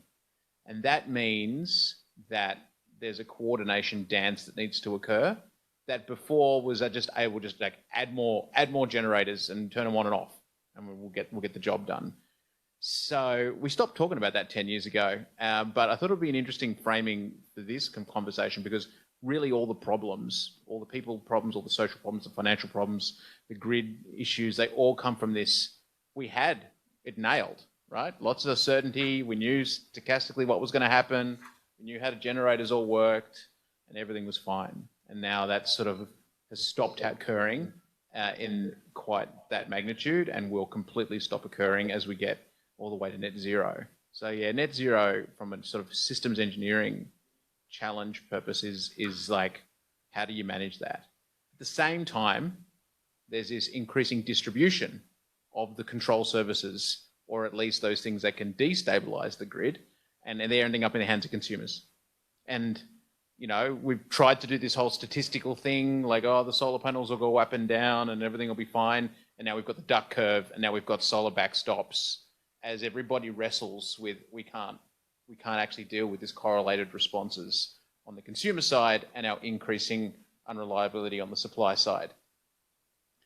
So my background here is that I've never worked in transmission. I've never worked in a power station. I'm not a power engineer. I'm a finance guy, computer engineer. And my approach to the world has been, what did we do in telecommunications around the late 90s and the early 2000s when we had the same issues? And that was a distribution of the infrastructure away from like telephone exchanges to IP. And how did we manage it there? And where were the opportunities for people? What skills did we need? And I bring that 100% to electricity. Great. Excellent. Thank you very much. That analogy to telecommunications is one that is very dear to my heart. When I worked at Nokia Networks years ago, there was a very substantial effort to take the middleware from the telco mobile network and place it into an energy environment. A Nokia Siemens network spent more than €1.5 billion developing that middleware, and it was totally unsuccessful. There was an absolute lack of willingness to apply that same, at the time, philosophy to the energy networks. But that was around about 2010, and I think there are lessons in terms of the need for cultural change and the need for change management, as well as the need for change in the culture of the organisation. Terry mentioned, if I think I remember correctly, Terry mentioned that AI and data is not new to the energy sector, and there's need for people to translate on both sides. The thought that occurred to me when Terry was talking was, how much more specificity could you use, or intelligence could you use, or optimization could you use to think about issues like correlated demand, or issues like demand forecasting, or issues like instantaneous localized optimization, if you had no limit to the amount of data you could actually bring in, and if you had no limit to the amount of intelligent compute, could you go much further? Could you change the paradigm about how the network operates, how you balance things? And Terry, I'm throwing it, I'm using your name in vain because you brought up the issue, so this is not new. But if it was much, much more fine-grained, if we were talking about the sort of intelligence and data rates that were available in financial markets, for example, or if there were many, many different sources of data which helped understand situational awareness, helps understand what's happening, could there be a step change in the way that data is used in the network? The analogy of getting connectivity to anyone, anywhere, anytime by using individuals as part of the network itself was a really interesting step change in thinking, which has some horrific privacy and consent issues associated with it, but it's an interesting idea. Could we go much, much further in this transition to net zero if we had access to many, many more data sets with appropriate quality, if we can manage them from a privacy controls perspective? Could we go much further? Could we start to think along the lines of the way telco networks are managed? Could we start to think about that in the energy environment? Any takers? Yes, sir. I slightly disagree with Dean, but I won't go down that path. We'll do that at lunchtime or something. Good. Or over a nice red somewhere. Look, two things. I mean, there are two different examples. I mean, I talked about going to the basics. It also, we don't need to complicate things. I mean, the question is not, can we do this? The question is, should we do it? It's always, should we do this? And increasing the data set doesn't help you if you just get more data. Two examples. Denmark, which is a highly managed network, and it's only the size of the city of Sydney, or less than that, it's only 5 million, 6 million people, but it's 95% renewables, a large proportion of which is wind.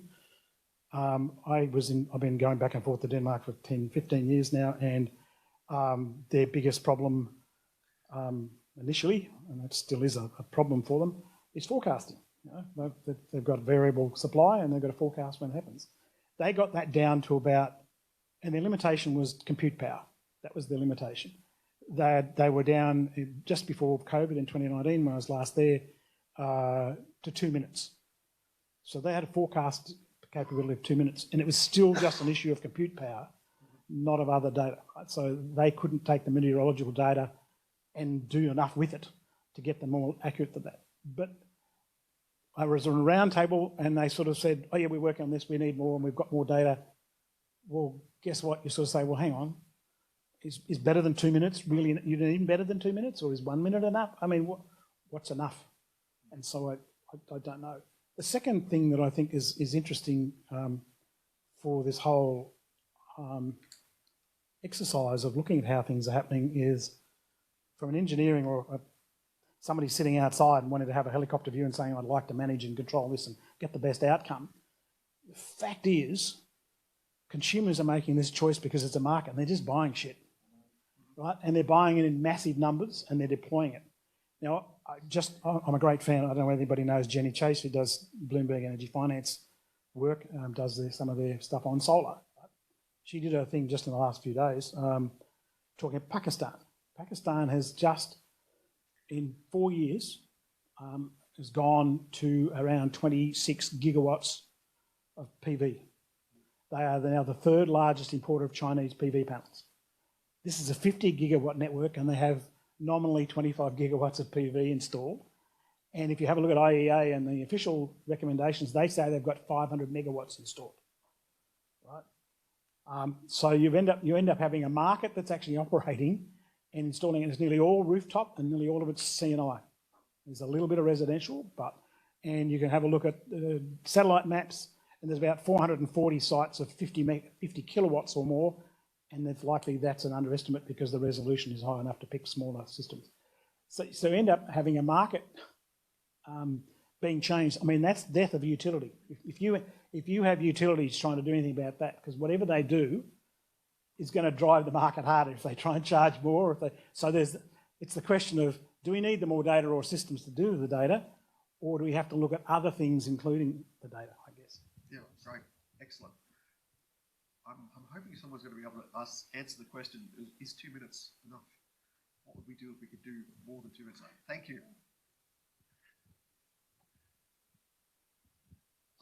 I'm not an engineer, I'm a hacker, I like data, and I'm looking at systems engineering.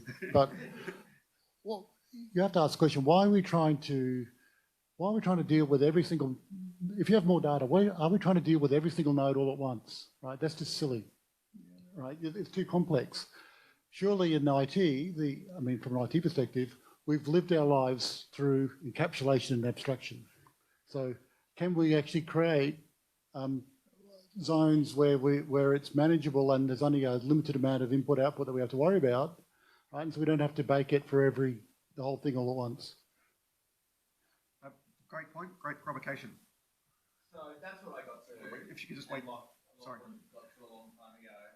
Is that there's too many data points. The perimeter is too wide. You can't centrally coordinate. You have to give that up now in the grid. Sorry. Like you can't do it. It's just too much data. There's too much latency. You not only have to get the data in and then process it, but you have to get it back out again and action it. And that round trip time is going to kill you. Just that. No matter how much compute. And eventually now we get the other side of it where you can throw increasing amounts of compute, but that's going to suck up energy, which you then need to optimize for. So like you end up in this circular thing. So there's several thousand repository systems under control. They've all got edge compute. And that sucks for us because it's the worst data center in the world. But that's how you resolve the perimeter issue and the round trip time issue. But people still haven't got their head around giving up centralized control. In telco and in mobile, yeah, you've got base stations and all of the layers and L7 and blah, blah, blah, blah, blah, blah, blah. In internet, you don't necessarily. You have the protocol manages the management. TCP/IP sliding windows, ICMP, BGP, all these distributed control services. But people are nervous about doing that with electricity and they let it happen with telco. And until people, I think, get comfortable with doing it in electricity, we're not going anywhere. Great. There's a point of tension in electrical networks between two sort of related engineering fields of practice, protection and control. And protection systems, self-contained, autonomous, and for reasons of public and occupational safety, need to operate without data from anywhere except within their sort of acquisition field. Yeah. Then there's this other issue about real-time control of the network, where you might want to perform switching operations for various other reasons like load shifts and demand sort of shifting and so forth. And you might automate some of those processes, but the assumption is that you've actually got switching points to do it with. And if you look at the physical reality of having an automated switched low voltage network, it's possible to do it, but there's a lot of big boxes up poles, and the communications network to support signalling between devices, decisions about whether it's done peer-to-peer, at what stage you can't do it peer-to-peer, where you need to actually have a central controller, then a central controller of the central controller, and a hierarchy of controls. But it really comes down to the practicality of switching at a local level and having those decisions made accurately. It's a complex thing. And yes, I understand that telecommunications networks have solved those problems. It's a bit different for an electricity network where there's, again, this overlap or underlying sort of safety issue associated with it and some physical practicalities. Yeah. All right, we don't need to just leave it there. Okay, so LV networks, I spend my life on, right? And I know that they're dumb and they're pole transformers and whatever, right? I also know that they have two problems. One, voltage issues, and two, thermal issues. All the issues on LV are basically voltage and thermal. Let's put protection aside, because protection is autonomous. It's either electromechanical or it's teleprotected or whatever it is, right? So let's leave protection as an independent and orthogonal concern, and let's talk about allocation of capacity, such as thermal and voltage management concerns are addressed. You do have switching points on the LV network. They are loads and generators that are attached to the LV network. They're not in direct control of, the ADMS or whatever SCADA system, etc., but there are more connection points for control than there've ever been. If you can get your head around, you need to talk to this inverters Modbus, or you need to talk to this electric car chargers 15118-20 protocol, etc. And we're in this weird limbo where we know those control points live, but nobody wants to do it. Everybody's like, oh, we're going to need the big red button backstop. The reality is, if you're going to have a thermal issue on an LV segment, you know about it hours out. And you know if there's going to be a voltage issue. It doesn't just appear. You see it ramp over hours. Telco is worse. Telco has latency issues immediately and everybody is screwed. So it's a conceit, if I'm to use strong language, that we can't do it in power where we could do it in telco. Telco's a lot more sensitive and a lot more real time. Phone calls breaking up, internet dropping out, etc. If you get it wrong in LV, the temperature goes up. Yeah, it's bad if it gets over a thing and everything catches fire. You get heaps of warning. Likewise on voltage. What do you reckon? So, so this is a great conversation, but it is taking us down a particular pathway. The meta elements of this are that we need an opportunity to have these sorts of robust technical debates about the what and the why. There's also a cultural change element to this. That big red button you talk about is I think, deeply ingrained in a whole lot of people. So there's a cultural change element. And we'll be selling tickets to that lunchtime debate if you're interested. When these gentlemen keep going, surely we can make a buck out of this. I would like, I absolutely agree that that's a really good conversation to have. I'd like to just get a few more people around the table, engage some folks who haven't said things. George, fair warning, I'm going to ask you about standards at some point. But anyone else? Oh, Wayne, please. Wayne, can you just grab the microphone? It's a fascinating conversation, but we're here talking about skills development and so on, and I'd just like to bring it back to that and some interesting data points about 40% of engineers are not working as engineers. Well, what are they doing? And is it engineering related, or they've just left the industry? And the other question I've got is, I know at Melbourne University, electrical engineering, I mean, they have the Melbourne model, 5 years, it's fantastic, and they're accredited into Europe, so that if you get a master's degree at Melbourne University Engineering, you're immediately qualified as an engineer anywhere in Europe, which is great. That means you can go to Europe and get a job. But I'm wondering, how big a deal is it that our engineers, we're training not enough, are being attracted overseas, and how attractive are we to bring engineers from the international community? I mean, I trained as an engineer and ended up working in the US, but then I came home. But is this a big issue, or that's the nature of the world, that people get the skill sets and they move around, or is this something we can control. A lot of questions. Any takers on that one? Australia is an attractive career development location? Oh, good, excellent. Okay, so firstly, yes, Australia is still an attractive destination for migrants, and you see that reflected both in the level of independent skilled migration and the recovery in temporary visa holders in the country over the last 18 months. So for the time being, yes, we are still a desirable location. Having said that, the rest of the world are also undergoing mostly a clean energy transition too. And as we've all alluded to, grid connection engineers, to be specific, are in shortage everywhere. So we are actually competing for the same talent pool across the world as well. And as to what do the other 40% of engineers do? Well, they actually perform about 1,050 other occupations outside of the 50 occupations that we consider to be engineering. They are predominantly found in areas that require you to be technically savvy or to be able to understand and process information quite well. But if I can give you an example, between 2016 and 2021, the second fastest growing industry employing engineers after healthcare and social services, because, you know, we had a pandemic, was finance and insurance services. No one should be shocked. There are some finance people in the room. That is the second fastest growing industry for engineers. So luckily for engineering graduates, they are numerate and teachable, which makes them highly desirable across the economy in different sectors, different industries, and to a range of employers. But it creates a challenge for engineering organisations who then have to compete with the likes of deep-pocketed investment banks, for example. To just finish with one anecdote, I went to the ANU, and while looking for graduate jobs after I finished, there was one that was specifically for engineering students only. It was from a Hong Kong-based trading house. They were offering a salary of $300,000 to a graduate. No engineering organisation is doing that. And with that, I'll hand back to Ian. Thank you. Wasn't me, unfortunately. What are you doing here? There you go. So I'd like to hear some other folks around the table. I can add my own little anecdote to that. My wife and I moved to Finland because of my telecommunications engineering career development. My wife was a barrister in Australia. When we got to Finland, she said to people, to engineers, you know, in Australia, lawyers get paid more than engineers? And the engineers said, that's crazy. That's absolutely crazy. Only country in the world I can imagine that happening. So I'd like to hear some other folks around the table.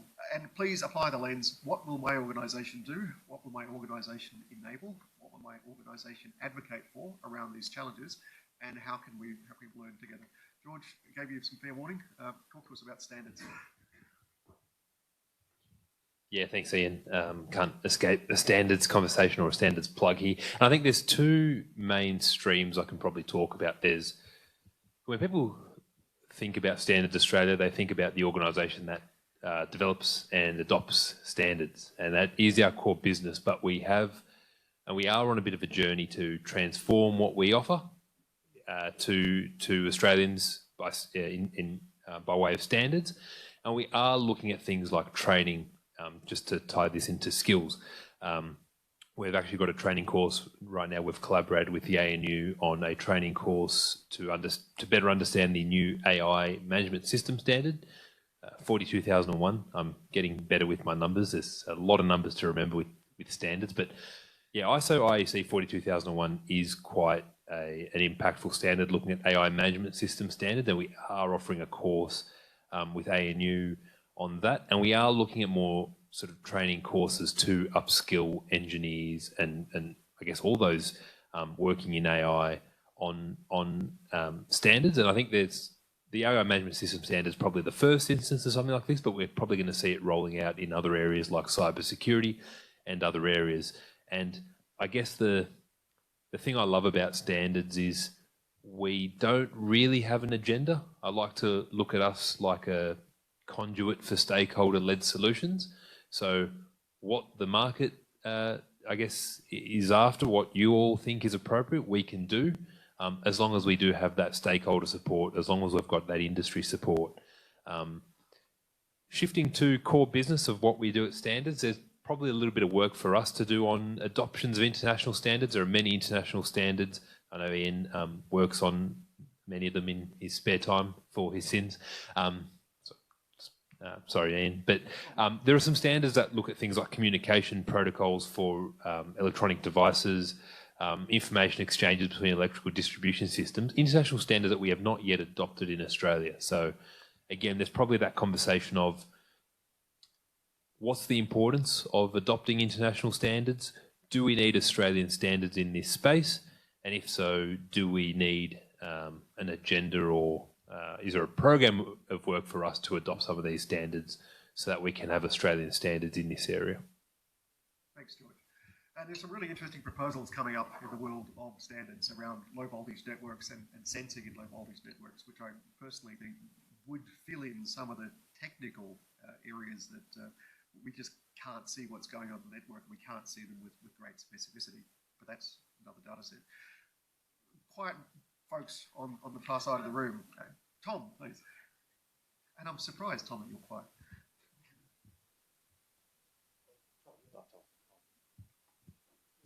Be careful what you wish for. Indeed. Tom Worthington. I'm an honorary lecturer at the Australian National University. Asking what we can do. Yes. So the university and the engineering school teaches renewable energy at all sorts of levels, offers it as a minor and a major in degrees. We also, Lachlan got a mention previously, Lachlan Blackhall running our battery project. Outside the building there's a experimental place to plug in cars to charge them, which has a tin roof on it. So I've suggested we could save the Australian energy industry by tin sheds with solar panels on them plugged into battery-powered utes. Maybe not quite. In the computing area, way back in 2008, the Australian Computer Society commissioned me to design a course on green computing, which the ACS ran for a few years, and they were good enough to give away the rights to it.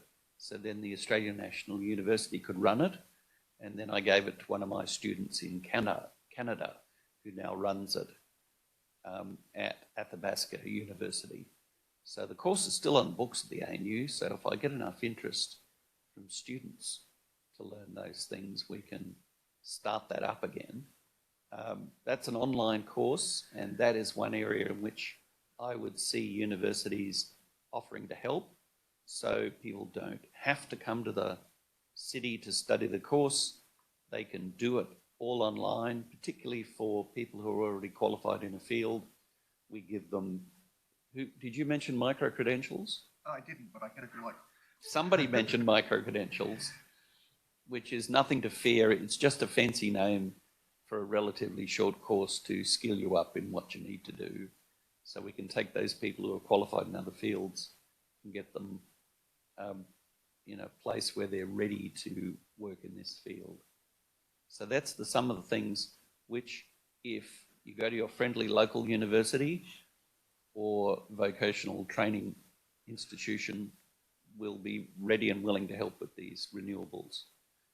Great. The one downside I'd like to ask about is what effect will the government's decision to crack down on international students have in this regard? Will we be as popular as we were before?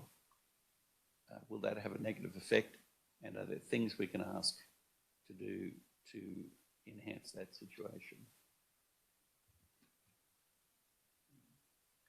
Thank you, Tom. Next, if you just pass the microphone along to Yeah, please. So basically what is our organisation is doing, is Neil Greet and I have co-founded two of them. What are they doing related to this, but also a suggestion to you for an advocacy theme that you might want to think about including in addition to what you've already describing here. Now, certainly agree with the challenges and everything else you've described. The last couple of years, we've had about 250 people working on national resilience to try and understand what are risks and vulnerabilities about. So we looked at energy systems, including Peter Sokolowski from Engineers Australia was involved in that. We looked at health systems, research, university sector, industry sector, public sector policy, trust and social coherence. In all those areas to ask what makes us resilient, we've looked at characteristics and attributes. And the very most important one is what in the military we'd call shared situational awareness. The ability to be honest with ourselves and others in our community of what our risks and vulnerabilities are, and most importantly, what assumptions we're making. That's fundamentally lacking in this country. And whilst I agree with the challenges you've identified, they're certainly key, let's just talk about energy for a moment. The last time we did a national energy security assessment was 2011. There is no interest in the department or the government in doing it. So if we don't understand what the risks and vulnerabilities are, well then how in heaven's name we're going to go with a strategy or an action to go and do something? And whilst I agree when you look at energy in the ICT sector, really important in workforce, well, think about supply chains. We're going from huge fossil fuel import dependencies for our society to function despite exporting gas, which we're going to re-import shortly, and we're going to switch across to an 80% import dependency on Chinese components on key renewables. We're starting to see the panic coming out of what the Israelis did in sort of getting into pages and other devices. But it will be very simple to turn off 2 gigawatts at a time of our future offshore wind power system when the components are coming from a country we don't trust. But there is no thought in government or in defence, because I've been working in that sector, to understand the risks and vulnerabilities of this process we're going through with renewables without understanding these components. So one of the things that we're trying to advocate, there is no national risk assessment. Home Affairs started one at the end of 2022, and we were fortunate to be involved in it. That has evaporated into the sunset. Ian Watt did a report that was published 2 months ago in August about the state of Home Affairs departments. Really worth reading. I spoke to Ian about his report. Basically concluding from that, there will be no ability within Home Affairs in the next 4 years to actually conduct a risk assessment. So one of the advocacy points to say, you've highlighted serious key challenges, but there is not a risk and vulnerability assessment in this country that looks at the whole of system level. There's no one apparently doing it. And without that, you have to make assumptions in what you're doing that are fundamentally a risk in themselves. So we'll continue to do that. We've teamed up with Engineers Australia and a range of other organisations, and I'll certainly be talking to some of you about this, for a collaborative campaign between now and the election and beyond to try and highlight our strategic stupidity to the Australian public. That is an excellent point. And framed that way, it's very hard to disagree with. We're getting very, very close to time. From the quiet folks, any last comments, thoughts?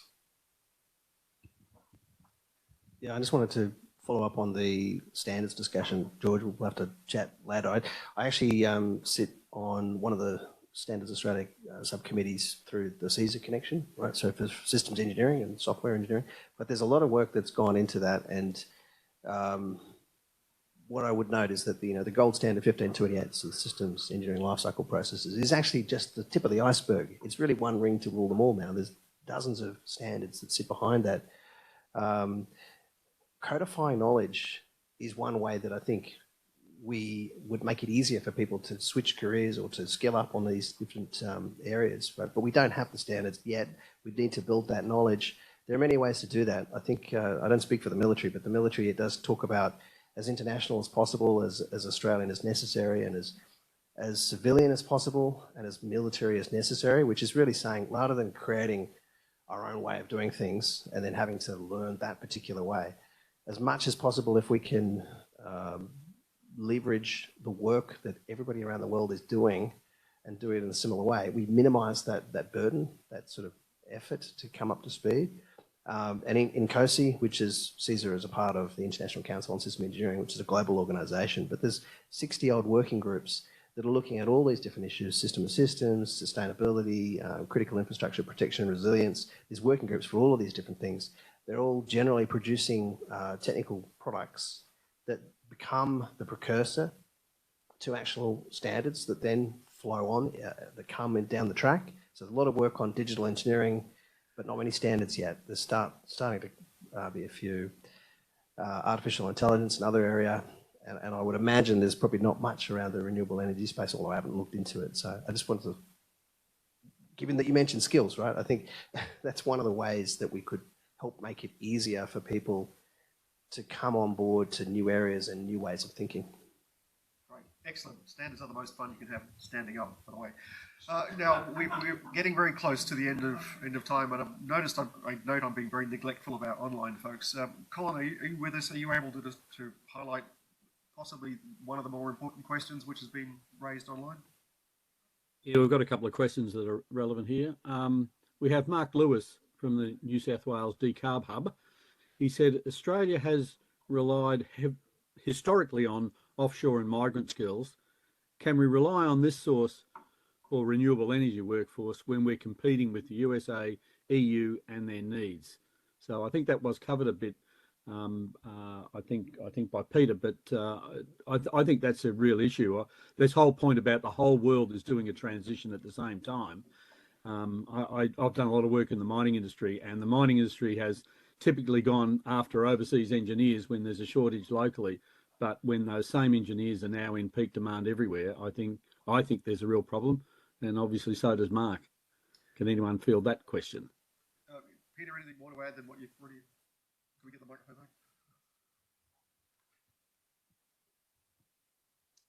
back? I guess what I would say there is that, yes, it is actually a huge risk. And I think we would be kidding ourselves if we didn't countenance the possibility that a situation like COVID will happen again. As much as we've all buried our heads in the sands and we think that, you know, lockdowns are over, border closures are over, we will be shocked the next time the border is closed for a pandemic. I think if we do not learn from the last 5 years nearly, then we face the same situation again. And to be honest, this is more the ongoing evolution of a lack of long-term planning when it comes to our engineering capability in Australia. Thank you. Thanks, Peter. And I think just reflecting one of the things that Steve said earlier was that we're terrible with exponentials. We're absolutely rubbish with dealing with exponentials. And COVID certainly shows that. Colin, do we have another question? Yeah. And another point on that. I mean, traditionally when the mining industry goes into boom and they're running big projects, and guess what? They're running a lot of decarbonisation and renewable energy projects, and they will pay higher wages. So that'll make it even harder for doing the public transition to renewables, because they'll just start snaffling up the engineers. So I think it really is a key part. Another point, Philip Carruthers mentions, I'm curious about the inefficiencies that might be found in future grid development and how standards may play a role in this. And I think George mentioned about how that also relates to training, how it's necessary to start training engineers in some of the emerging standards around AI and other things. So perhaps you can expand on that point. George, would you like to offer a point? Yeah, thanks, Colin. And I probably can't talk to specifics other than I think being at an event like this just reinforces the point that we need to focus on training more. We haven't traditionally. We're early in on that journey, but we do need to improve it. AI is one thing, cybersecurity is another thing, but yeah, we need to have probably a whole of economy approach to the way we want to do training. We are limited in what we can and can't do as a standards body, and we're also different to some of our international counterparts as well, where other standards bodies are involved in conformity assessment and testing and certification, and we're not.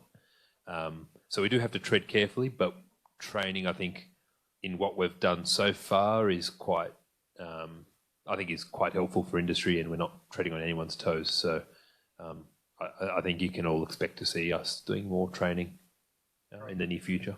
Okay, we're really getting tight on time, but if you've got a quick comment. Tim Turner. I just wanted to pick that up. It's not necessary for Standards Australia to do the training. And in fact, I wonder if it behooves institutions like Engineers Australia and the Australian Computer Society, which I'm a fellow of and an accreditor for, if we didn't start to make the educational requirements involve specific education about relevant standards, which would then allow the universities, who are supposed to be good at this stuff, to teach standards. Could not have said it better myself. Thank you very much. We're going to have to end it there. Unfortunately, I did promise you dissatisfaction at the end of this conversation, and I will soon hand over to our hosts, Bernadette from Engineers Australia and to Wayne to wrap us up. I mentioned what we're going to do from this point on is try to distill this and the previous conversations into those purposeful actions. What can we do? What can individual organisations do? What can we enable? What can we advocate for? And how can we learn together? A draft document is something that we will then iterate for the final series of workshops. As I said, the next one will be in Melbourne, October 29th, hosted by Race for 2030. February then in Sydney, hosted by Standards Australia. Still looking for the last two, anyone interested?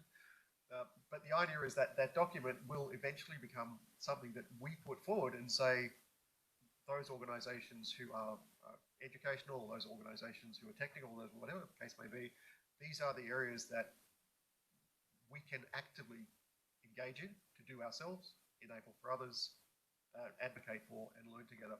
What I would really not want to do at the end of this exercise is to come up with a series of very bland recommendations to say that we should have more engineers.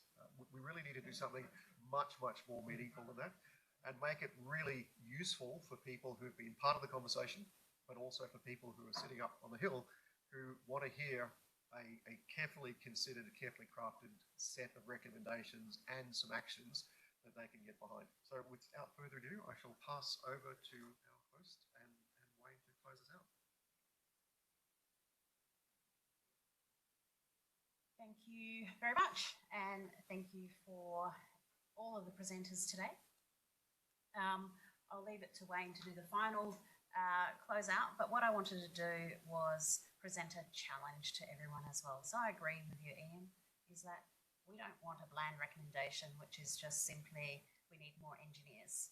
What we do want to do is we want to ensure that we have a pipeline of engineers. We want fit for purpose combinations of engineering teams. So challenge from my perspective, and also from an Engineers Australia perspective, is that when we are looking at that pipeline, one of the things that we know is absolutely there are huge challenges, but those huge challenges present massive opportunities.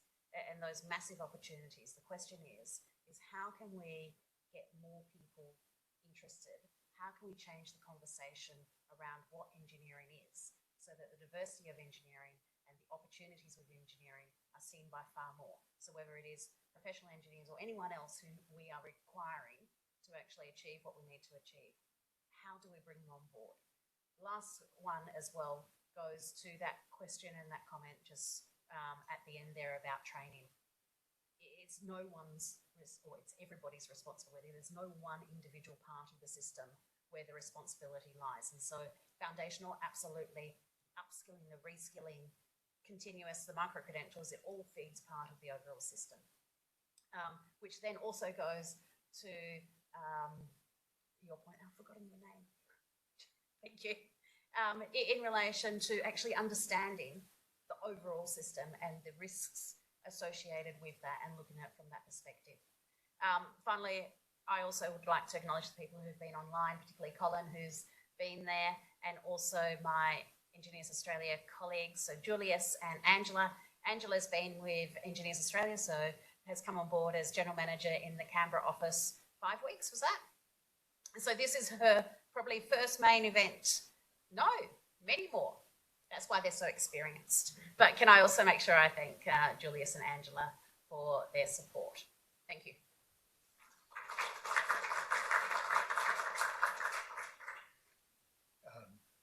I've just got a couple of points that I, before I can, with my concluding remarks, but John, your risk assessment, there's an eminent, in my mind, economist at Monash University, Ron Ben David, who's written this very provocative article questioning the fundamental assumptions under which the regulatory and tariff environments for our electricity system are failing, and that the whole structure on which the current system is built on a house of cards. Very provocative, and of course created a lot of tension, and the guy doesn't know what he's talking about because he's a typical economist, right? But anyway, pretty interesting. So I think this risk management thing, and one thing, maybe we're looking for another topic on hearing Dean and Terry. Maybe we need to have an all-out battle, you know, we could, the IT guys on that side and the power guys over here, we go for it. But I think we're having a structured discussion about what did we learn from the internet rollout and how parallel it is.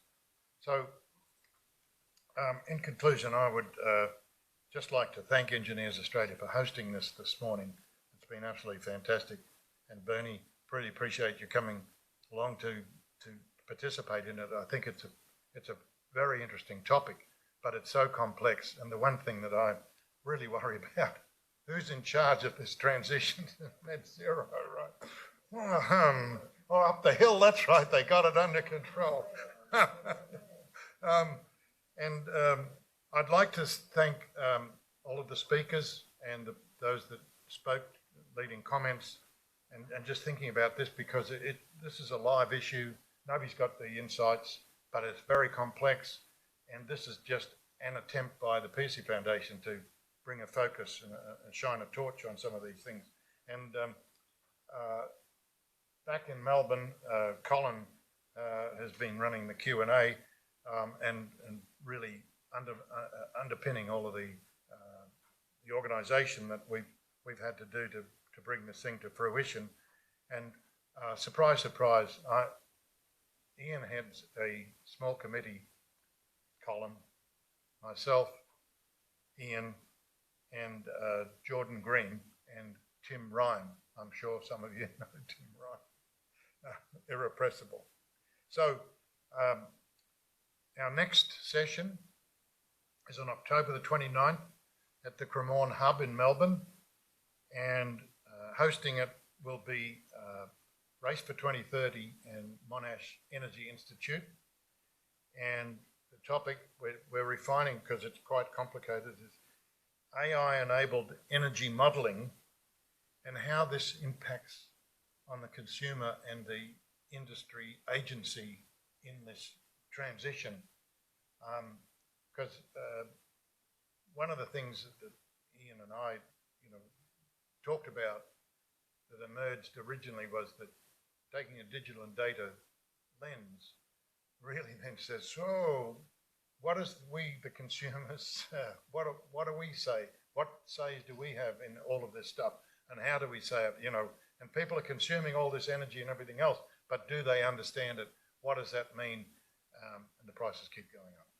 So with that, I'll thank you very much for all that are online and here. It's been most enlightening and very stimulating. And I've now got 1 million more questions, so I need answers. And I'll blame you all. Thank you very much.